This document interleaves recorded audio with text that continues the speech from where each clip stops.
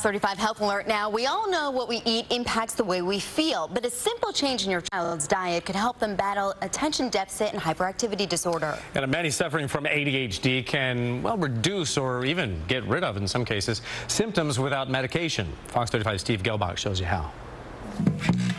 17-year-old Taylor Zimmerman focuses his excess energy into playing his electric bass. It's a good sign.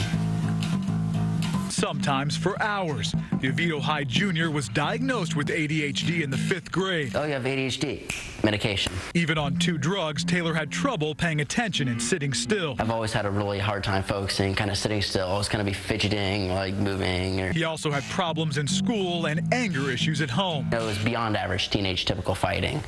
Like, I mean, you know, the teenager will argue with his parents, but I mean, this was like World War III. But since changing what and when he eats, Taylor is off one drug and will soon be off the other. Most of my clients will not need any medication with changing their diet and supplements. Licensed mental health counselor Jim West has been working with Taylor.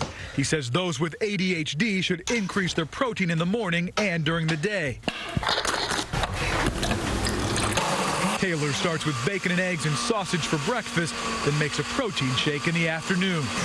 West says limiting carbs throughout the day, then loading up at dinner can also help. We want them to crash and be able to get to sleep at night because ADHD kids oftentimes have trouble getting to sleep because they're just so active. If we give them carbohydrates at night, it helps them to crash and helps them to sleep better. So that the diet doesn't necessarily change what they eat, it just changes when. But Taylor did have to cut down on his favorite food. I'm a huge cheese fan. I can't live without those things. They're so good.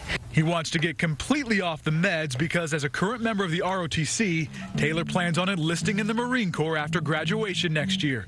In the meantime, the new diet is helping in class. Now I'm like focusing right on the test and I just get it done.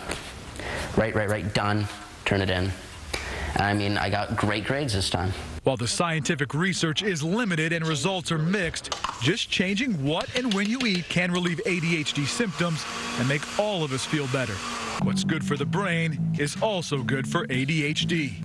Steve Gelbach, Fox 35 News.